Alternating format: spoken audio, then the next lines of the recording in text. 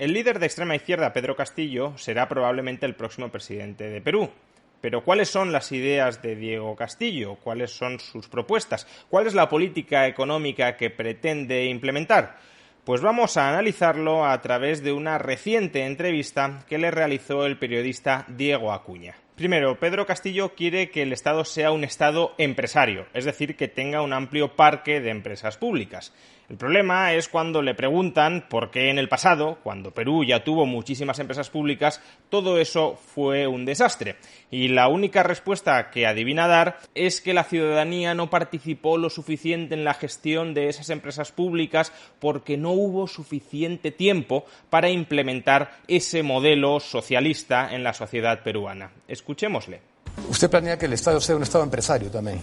Claro, tiene que ser empresario. Mire, anteriormente decía, no, el Estado no puede ser empresario. ¿Por qué? Porque los que llegaban arriba, pues no llegaban para servir al pueblo, sino llegaban para servirse. Estaba mal orientado. ¿Por qué no puede ser un empresario el Estado? Porque ya se ha probado eso y con resultados desastrosos. No es Porque nada nuevo. Justamente eso. No se le ha dado la facultad al pueblo para que haga la fiscalización. O sea, en la época de Velasco no se hizo, según usted. No se cumplió todas las etapas. ¿No se cumplió qué? No se le dio todo el espacio. O sea, del 68 al 75 tuvo un buen espacio, ¿no cree? Claro, pero no, en 5 años, perdón, en todo este periodo, para un país tan grande y tan diverso, yo creo que se necesita de haber fundado primero, sentado una base primero en el pueblo, porque también cuando el pueblo no está orientado, no está preparado, la ve como si fuese una cosa del otro mundo y también se revierte. No funcionó porque no teníamos un hombre nuevo soviético o un hombre nuevo peruano, pero ahora, bajo su gobierno, se creará un nuevo pueblo que sí será muy capaz de controlar, de fiscalizar, de impulsar ese gran parque de empresas públicas. Ahora, parecería que a Pedro Castillo no le preocupa demasiado que las empresas públicas acumulen pérdida tras pérdida, porque justamente cuando le preguntan por las millonarias pérdidas que tuvieron las antiguas empresas públicas, su respuesta es la siguiente. La aventura empresarial que le comentaba al Estado, que usted propone, que el Estado sea nuevamente empresario, ¿sabe a cuánto en valor presente, a cuánto asciende las pérdidas de las empresas que fueron estatizadas y las otras que se crearon? No solamente las que fueron expropiadas, sino las otras que se crearon. A valor presente, casi 19.000 millones de dólares. Pero eso es más que haberle vendido sus empresas del país, las 128 empresas en el régimen de Fujimori. No, no es ni más ni menos. Fueron cerca de 175 empresas públicas, de las cuales un puñado fueron rentables, entre ellas Aeroperú, y eso sí lo podemos discutir si usted quiere. Pero vamos a ver, ¿cómo que si 19.000 millones de dólares es más que lo que se perdió por privatizar las empresas públicas? Si te está diciendo que esas empresas públicas eran ruinosas, que acumulaban unas pérdidas a valor presente de 19.000 millones de dólares, es que con que te hubiesen dado $1 ya sería aconsejable privatizar o desprenderte o cerrar esas empresas públicas para que dejaran de perder dinero. No es que pierdas algo por privatizar, por cerrar, por desprenderte de algo que está perdiendo dinero, es que te libras de una carga, te libras de un agujero negro que absorbe a valor presente 19.000 millones de dólares.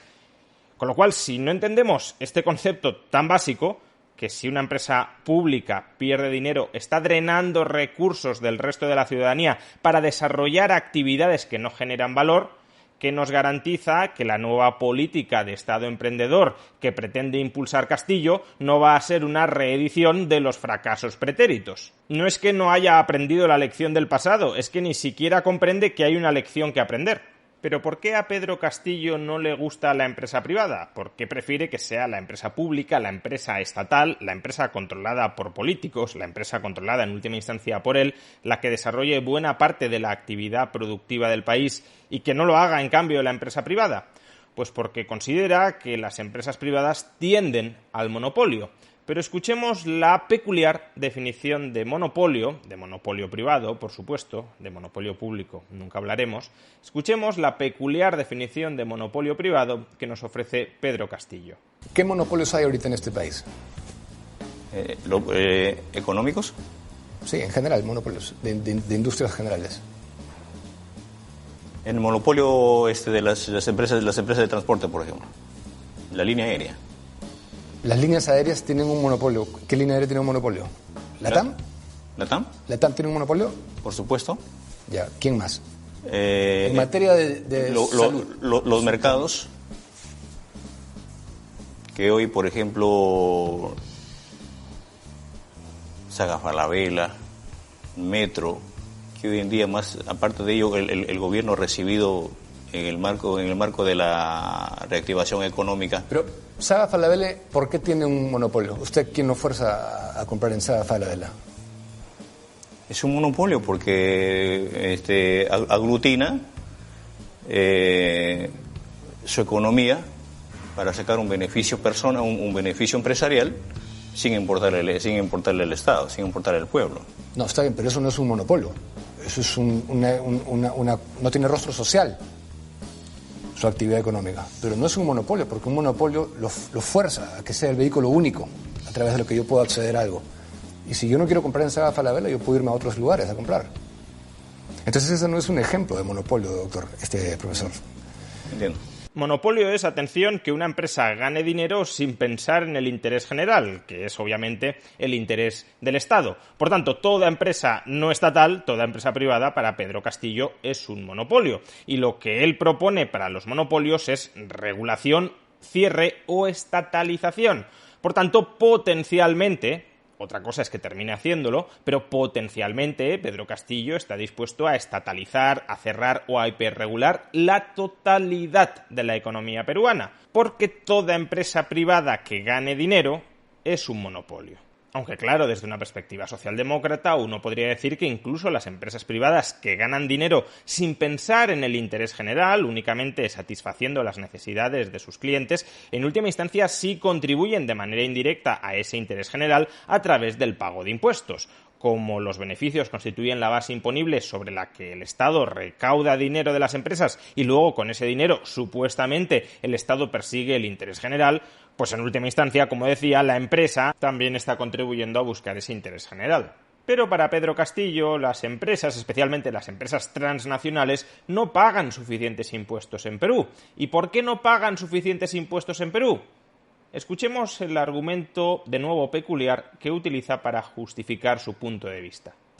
De cada 100 soles que se obtiene, por ejemplo, específicamente en el caso de la minería, 70 soles lleva la empresa minera y 30 soles se queda para el Estado peruano. O sea, ¿es insuficiente para usted pagar impuesto a la renta, canon, IGB? Totalmente insuficiente. Es insuficiente. Es insuficiente. ¿Qué le adicionaría a usted? Lo que tenemos que hacer es llamar a la empresa a renegociar los contratos, ¿no?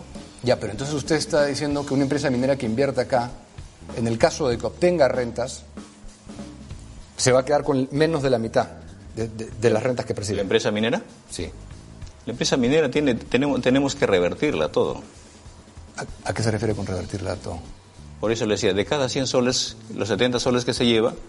¿De cada 100 soles de qué? ¿De renta? ¿De utilidad? No, de cada 100 soles de invertido. De la utilidad. De cada 100 soles de la utilidad, la empresa paga el 30%. De cada 100 soles de la explotación minera que saca, de cada 100 soles de la riqueza que se saca de la minería. De la venta, dice usted. Claro, de la venta. Ya, pero eso no es utilidad, pues, profesor. Yo no puedo tributar sobre la venta. Yo solamente puedo tributar sobre la utilidad que me queda a mí. La venta es recaudación bruta. Sí, pero ¿quién se lo lleva? Se lo lleva el que puso el dinero, si esa es su renta, ese es el chiste. Hacer un negocio para... Pero están mal hechos los contratos, pues. Por eso, le vuelvo a preguntar, ¿qué propone usted para adicionalmente al 30% de impuesto a la renta, a canon, y me queda prácticamente la mitad? Ya. Si tengo la suerte de tener renta, me quedo con la mitad. Usted propone que yo me quede con menos de la mitad. ¿Como empresario? ¿Perdón? ¿Usted como empresario? Sí, digamos, en este caso, que yo fuera el que invierte. Ya. Pedro Castillo es incapaz de distinguir ingresos de beneficios, de utilidades, y cree que las empresas mineras o cualquier otra empresa transnacional que venga a Perú a expoliar los recursos del país tendría que pagar más del 30% de impuestos no sobre los beneficios que obtiene, sino sobre sus ingresos. Porque claro, si saca algo del Perú y lo vende, eso se lo apropia a la empresa. No termina de entender que la empresa, para sacar eso, para producir eso y para vender eso, ha tenido que ejecutar una serie de gastos que, por tanto, reducen la parte de los ingresos que esa empresa es capaz de retener. La diferencia entre ingresos y gastos son los beneficios, y por eso en todo el mundo los impuestos sobre sociedades, los impuestos sobre beneficios, se pagan sobre esos beneficios y no sobre los ingresos, porque una empresa podría perfectamente tener muchos ingresos y experimentar pérdidas. Si tus gastos superan tus ingresos, pierdes dinero. ¿A una empresa que pierda dinero le vamos a hacer pagar impuestos sobre sociedades por el hecho de que tenga ingresos, aun cuando sus gastos, repito, superen sus ingresos? Evidentemente no tiene absolutamente ningún sentido. Pero como Pedro Castillo no termina de entender cómo se generan los beneficios, él únicamente ve que viene una empresa a Perú que quita cosas que son propiedad del Estado, propiedad de los peruanos, y luego las vende y cobra algo, pero el Estado no mete el cazo en ese algo, al menos no en proporciones muy grandes. Solo mete el cazo en el beneficio neto que le resta a la empresa después de vender ese algo, cuando él querría ser partícipe de los ingresos que obtiene la empresa, eso sí, sin asumir ninguno de los gastos que está asumiendo la empresa para generar esos ingresos. Pero no pensemos que Pedro Castillo únicamente les quiere subir los impuestos a los más ricos. Pedro Castillo quiere un Estado mucho más grande, con mucha más recaudación, y para eso también está dispuesto a subir los impuestos a las rentas más bajas. Escuchemos su respuesta cuando se le pregunta específicamente si tiene la intención de aumentar los impuestos a aquellos estratos sociales más pobres que hoy no están pagando impuestos en Perú. No, pero específicamente, tiene que valorar. ¿Haría eso usted, ese cambio, que las personas que están en las franjas más bajas y perciben ingresos, sea independiente o dependiente de hasta 7 unidades impositivas tributarias, tributen? En el caso de la formalidad, por supuesto. De los que son formales y hoy no tributan, ¿usted haría que tributen? De los que son formales, sí. Sí, es que esto es formal. Esto es un código tributario de la tienen zona. que tributar. Todos tendrían que tributar. Bueno, eso yo no creo que le vaya a gustar a mucha gente, pero en todo caso aplaudo porque me parece justo, si es que estamos con el discurso de que todos estamos juntos en esto y que todos que tenemos que contribuir para el bien del país y nacionalizar, por lo menos eso sí es una propuesta de que estamos en el mismo barco todos juntos, ¿no? Estatalizaciones, más gasto público, más impuestos sobre todos y, por supuesto, también falta para cerrar la ecuación el impago de la deuda exterior. Pedro Castillo considera que el Estado peruano no tiene que pagar la deuda que han adquirido los inversores extranjeros porque la deuda que tiene el Estado peruano con la sociedad peruana es muchísimo mayor que la deuda financiera que tiene el Estado peruano con los inversores extranjeros. El problema llega cuando le piden que ponga números a esas estimaciones de la inmensa deuda que el Estado peruano tiene para con sus ciudadanos. Escuchémosle. Yo creo que la deuda externa que tiene el país es menor a la deuda. El Estado peruano, su deuda externa que tiene es mucho menor que la deuda interna. ¿Me dejo explicar? El Estado, lejos de preocuparse por pagar la deuda externa, más le debe a los trabajadores. Ah, ya, usted dice, pero no monetariamente, sino moralmente. Económicamente. ¿Cómo calcula usted esa deuda? ¿Es una deuda efímera, abstracta? Es inmensa la deuda interna que tiene el Estado al Perú. Bueno, o sea, no está cuantificada. No. Está abstractamente Pero planteado. Yo creo que el equipo de economistas que está trabajando hoy en día, por ejemplo, el partido, ya en lo sucesivo creo que vamos a hacer llegar todo esto con cifras, ¿no? No podemos pagar la deuda externa porque tenemos una deuda interna que nos hemos inventado, que es gigantesca, aunque todavía no la hemos cuantificado. Pero claro, si uno impaga la deuda externa, la primera pregunta que debería hacerse es ¿y qué pasa al día siguiente? Si tú dejas de pagar a tus bonistas y necesitas financiación, porque claro, si el Estado peruano va a gastar tanto, va a invertir tanto en empresas públicas, va a necesitar financiación externa para poderse desarrollar, ¿quién le va a prestar al Estado peruano después de que haya impagado la deuda a aquellos que le habían prestado previamente? Pues esta, que es la primera pregunta que cualquier persona que quiera impagar la deuda externa, la deuda que tienen inversores extranjeros, debería formularse, parece que Pedro Castillo no se la ha terminado de formular. Sí, pero usted habla de eliminar la deuda externa. ¿Cómo se va a financiar? Nosotros no estamos a favor del pago de la deuda externa. Ya, o sea, digamos, en una presidencia usted sube el 28 de julio y anula el pago de la deuda externa. Se aísla. Primero tenemos que priorizar la deuda interna. Ya, pero ¿qué hace con la deuda ya existente? Habrá mecanismos. Habrá mecanismos. Difícil ser más explícito y transmitir más confianza sobre la aplicabilidad de sus propuestas políticas. Expropiar empresas, disparar el gasto público, multiplicar brutalmente los impuestos que recaen sobre todo el mundo, impagar la deuda pública. ¿Qué países tendrá Pedro Castillo como modelo económico, como referencia económica de lo que él quiere aplicar en el Perú? Escuchemos su sorprendente respuesta. ¿Cuál es su modelo de país a emular? Generalmente todos los líderes tienen un norte a seguir, ¿no? Deberíamos seguir la línea de tal país, este país. Lejos de mirar cualquier modelo, si bien es cierto hay que ver algunos guiones y en algunas experiencias en otros países, pero lo que se debe apuntar... ¿Pero no tiene ninguno ahorita en que se le venga a la mente? Yo creo en los mismos peruanos, que de acá a unos 20, 30 años el Perú debe llegar a ser un modelo del resto de países. Ya, pero como le vuelvo a preguntar, ¿no hay ningún país que represente una visión para usted que deberíamos emular? ¿Por qué no, por ejemplo, traer el modelo de Singapur en el caso de educación? Porque el modelo de Singapur fue un modelo completamente tirado a la derecha, profesor. Hay que sacar lo bueno de lo que tiene cualquier país. Pero lo que usted propone es de la extrema izquierda. Usted propone un Estado estatista. Eso no fue lo que hizo Singapur. Singapur tiene unas tasas de impuestos más bajas del mundo. Pero su modelo, en todo caso, su forma de implementar la educación, ¿por qué no evaluarla y traerla al Perú?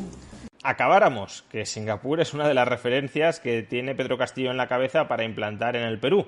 Ojalá. Sin embargo, mucho me temo que no va a ser el caso, porque después de que Diego Acuña le recuerde lo que ya debería saber, que Singapur no es precisamente un modelo de lo que él está proponiendo, escuchemos cuál es la otra referencia que inmediatamente se le viene a la cabeza sobre el modelo que pretende implantar en Perú. ¿Por qué no, por ejemplo, el modelo económico que se ha instalado, por ejemplo, en Bolivia, ¿no? Bueno, pero es que el modelo boliviano frente al singapuriense no tiene nada que hacer. Me refiero a los diferentes rubros, ¿no? Educación de un país, el modelo económico, ¿no? Si usted quiere seguir el rumbo de Bolivia, entonces indirectamente está en la corriente venezolana, ¿no? En la corriente chavista, porque Evo era muy cercano a Chávez y siguió esa tendencia, ¿no? De hecho eran no para nada socios estratégicos. Yo creo que no estamos corriendo esa tendencia. Vamos, lo típico, los dos modelos socioeconómicos que más se parecen a lo que yo pienso son, por un lado, Singapur y por otro, Bolivia. Como sabemos, dos países institucionalmente muy similares, muy parecidos, que han aplicado políticas económicas prácticamente calcadas. Pues bien, este señor, que no solo tiene una agenda económica desastrosa, sino que además, en cuanto a formación personal, tampoco parece la persona más preparada del mundo para defender, para impulsar, para poner en práctica esa agenda económica disparatada, será previsiblemente el próximo presidente de Perú. Ojalá, por el bien de los peruanos, Pedro Castillo sea otro Ollanta Humala, es decir, una persona supuestamente de extrema izquierda que una vez llega a la presidencia hace absolutamente de su capa un sayo y no aplica prácticamente nada de lo que había prometido aplicar. En caso contrario, si no hay un cambio importante de rumbo, se vienen años muy negros para el Perú.